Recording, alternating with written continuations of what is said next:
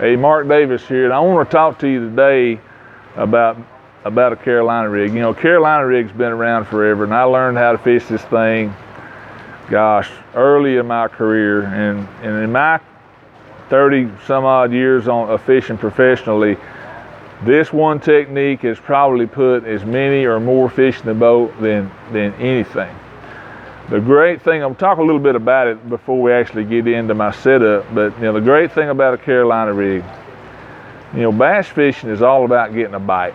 You know, it's about, you know, if you're on a great lake and they're biting top water and they're real easy to catch, well, that's one thing. But so many times we're out there on the water and we can't get a bite. And you know, you're just trying to figure out, you know, what in the heck do I need to do, you know, to get some bites and to put some fish in the boat. That's where a Carolina rig really shines. And there's other times too, you know, a lot of times I'll target big fish with it. It is a technique that, you know, you can slow it down. I think without a doubt, the biggest mistake people make fishing with a Carolina rig is they fish it too fast. It's real easy to get in a hurry with this thing, and the beauty of it, and when a Carolina rig really shines, is when you slow it way down and really feel what's down there on the bottom, and you really get dialed into where these fish are at, especially if you've got a group of fish. It's a great way, you know, to trigger those fish into biting. Something about a heavy weight on the bottom and everything is magnified and feel, it will make you slow down. You can fish a Carolina rig so slow as opposed to a jig or a Texas rig. A Carolina rig, you can really slow down with it. And we'll talk a little bit about, we'll start with the rod and reel, and we'll talk about the line, and we'll talk about the actual setup. I prefer, you know, rod and reel, they've evolved, obviously. I like a 6-to-1 reel. This is a Lew's, it's 6-4-to-1. Nowadays, I'm fishing with a long rod, and I like a 7'11" rod, basically an 8-footer. And you think, well, why such a long rod? Well, number one, this Lew's rod is super light, though it's, you know, almost 8 feet long. It's easier to cast. More importantly, it's really easy to get all the slack out of your line and get a good hook set. This is a medium heavy action. It's fairly parabolic. It's got some bend here, you know, in the center of the rod. So that's the type of rod I like to use. As far as the line, day in, day out, I fish 20-pound fluorocarbon line on my reel for my main line. Even if the water's clear, I'm gonna use 20, and we'll talk about why 20 is better than 15. Now I'll tell you, 15, if you drop down to 15, 14-pound test, once you get this thing rigged, this area here in front of your weight, you know, the weight's actually what you're fishing. That's what you're feeling, is the weight. So that weight's rubbing on the bottom, it's hitting stumps, it's hitting rocks. All the abrasion occurs with a Carolina rig right here in front of your weight. That's why I want 20-pound test line. Why do I want fluorocarbon as opposed to braid or as opposed to monofilament? Pretty simple. If I'm using, it's raining and I'm pushing the boat back in the slip here a little bit, if you wonder what I'm doing. First I'll tell you why I don't like braid. For the same reason, if you've got braid on your main line, you've got your weight here. We all know that rock is you know, really hard surfaces like rock or shell really tends to cut and fray braid. For that reason alone, I stay away from braid. Now, if you're fishing on a lake, like say an East Texas lake where it's pretty much a sandy bottom, you can use braid for your main line. But more times than not, if I'm around any rock, anything that I think could, you know, cut that braid, because that weight, you got to realize that you're dragging it, that weight, it's digging in. You know, you're fishing a 3/4 ounce or a 1 ounce, so it's digging into the bottom, it's digging into crevices, and all that abrasion right in front of your weight really will damage that braid. Fluorocarbon does a much better job. Feel, and you still got the very little stretch aspect for the hook set. So that's why I like fluorocarbon, 20-pound test. Even if the water's gin clear, main line, 20-pound fluorocarbon.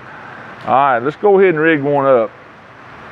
And I'm just gonna take this, the 3/4 ounce egg sinker, and you notice it's lead, old school. And you say, I like tungsten because, you know, tungsten, I can feel it better. Well, yeah, you can feel it better, but I'm gonna encourage you to use lead, and the reason being, this is a really small thing that gets overlooked. Tungsten's great, it's got its place. I use a lot of tungsten weights, Strike King. Make great tungsten weights. They make a great tungsten Carolina rig weight. Works good, feels good, but the problem with tungsten when you're Carolina rig fishing is, think about this, and I can prove it to you in a day's fishing real easily. You know, lead is soft. Lead, actually, I can take my thumbnail even, I can make little indentions in this lead. You try that with tungsten. So think about it. You're dragging a tungsten weight through rock. It's so hard that when it wedges down in a crevice or a crack, it sticks. And where lead will bend, and the softness of it will allow you to pull it out, pop it loose. That tungsten, the more you hit it, the more you pop it, the tighter it gets. And so you're hung up.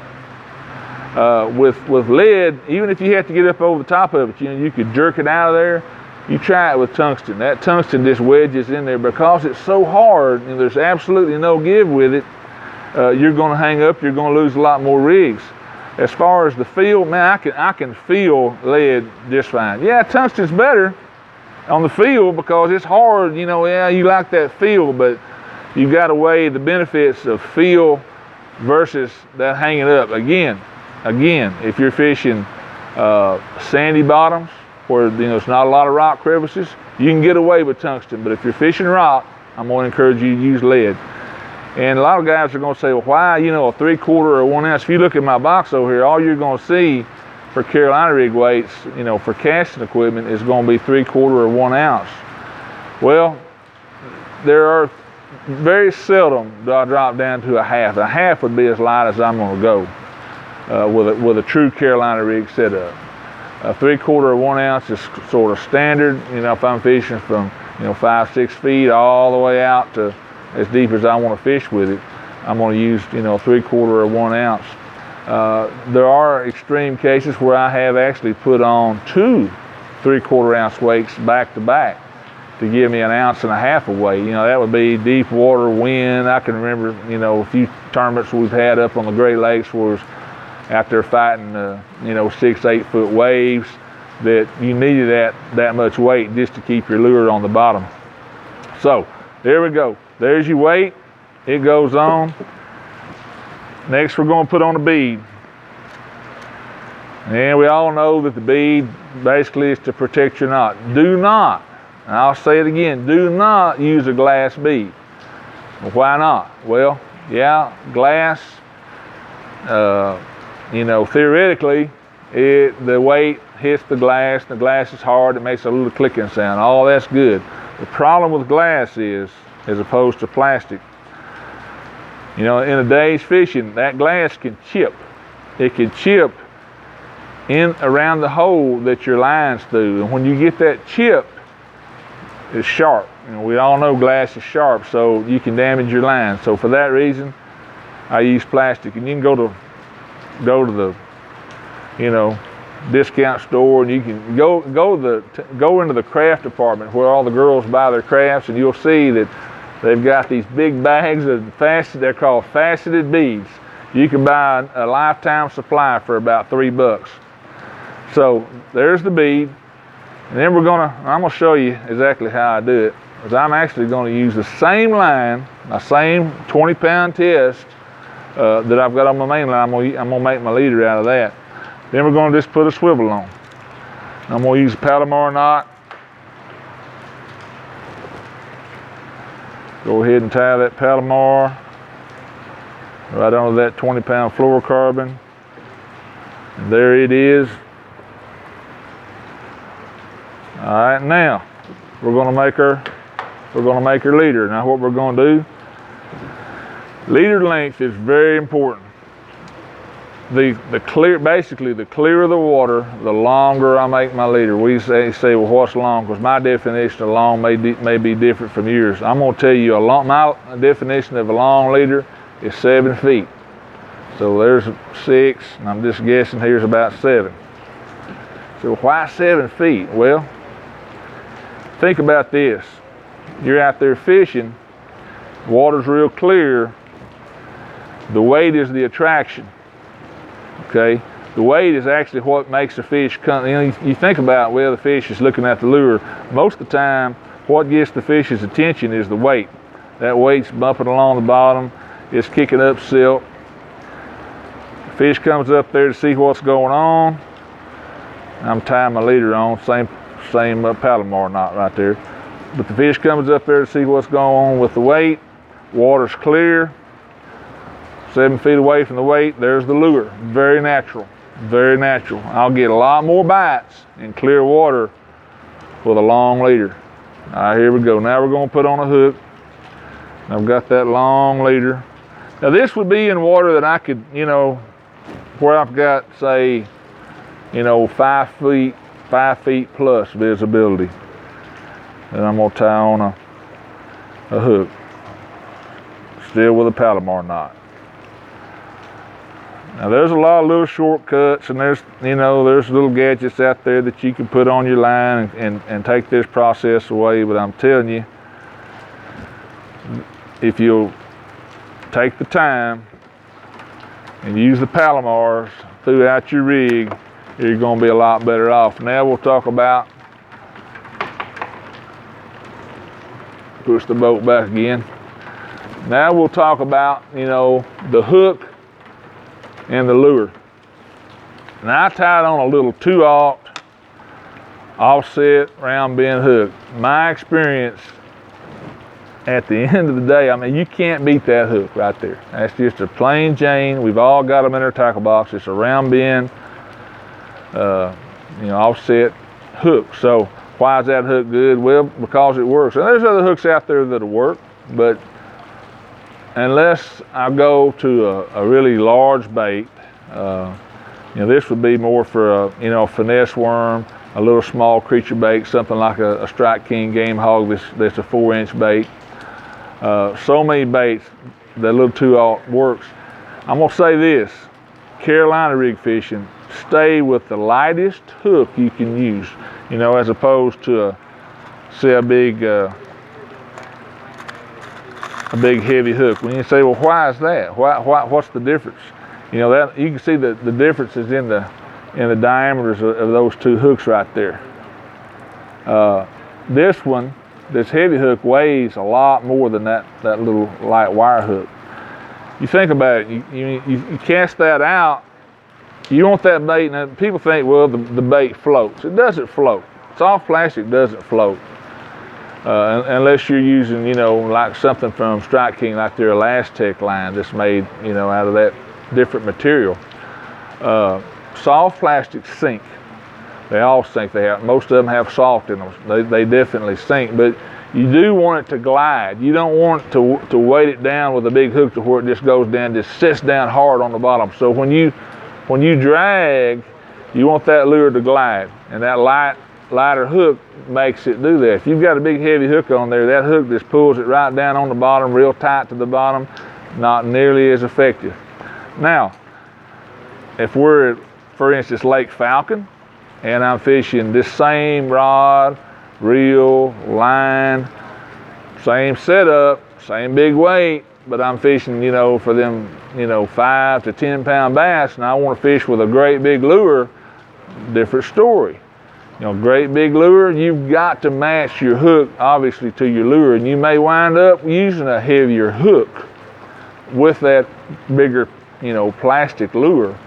But, more times than not, we're fishing a 6-inch lizard or a small worm lizards, worms, and creature baits are what I fish most of the time on a Carolina rig. But I'm just telling you, keep your hook as light as possible, and match the hook to the bait that you're using. Obviously, if you're going to Carolina rig a 10-inch worm, you don't want to use a little 2/0 hook. You want to go up to to a bigger hook, you know, maybe a 6/0. But even if I was going to do that, I would choose a 6/0 hook that was still a fairly lighter, smaller diameter, not one that's just a great big flipping hook. So all those little things make a big difference. And I said earlier in this, the biggest mistake people make with a Carolina rig is they tend to fish it too fast. You know, I can tell you that I can't tell you how many bass. Now, this only works now. You've got to have the fish found. I mean, once I know where some fish are at, you put that Carolina rig in there, you get it. You know, and the great thing about a Carolina rig, fish like hard bottoms. They like, you know, you hear guys talk about a hard spot. Well, what is a hard spot? Well, a hard spot is nothing more than, you may have a big sand flat or a mud flat, and then there's one little rise out there, a little hump.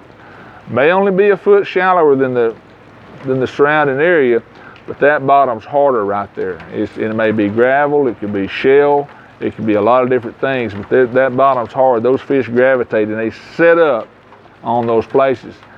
And the great thing about a Carolina rig is, you know, you can feel, you know, when you cast it out there with that big weight, you can feel, you know, is it soft? Is it hard? Is there stumps? Is there grass? Is it big rock, little rock? It really does a great job of telling you, you know, what that bottom composition is actually made out of. Now, we talked, you know, and I talked a little bit about fishing it slow once you find the fish, but it's also good to fish fast. And when I say fast, I don't mean, you know, throw it out there and wind it back, but I mean make a cast, feel the bottom, and, you know, you're coming right on in with it. You're feeling, you can actually use it to find fish that way. Much like I'll also use, you know, what I call a swing head, which is a, you know, it's a totally different technique, but it's a, you know, it's a heavy lead head that's, well, I'll show you one. But you do the same thing. You can do the same. Here's a little one, a little version of one. You know, you do the same thing with a Carolina rig that you can do with that. If you're familiar with this, you know, you cast it out, it hits the bottom. Obviously, it's a heavier one than this, but you're sweeping it, you're feeling the bottom, and you're covering water with it. Then you can slow it down and fish it slow as well. Carolina rig the same way. It gives you that 1-2 punch to where you can fish it fast, you can feel what's down there, or when you find the fish, you can slow it way down. And I hope everything I've told you here will make you a better Carolina rig fisherman, and all the little nuances and aspects of it that we talked about, every one of them are very important.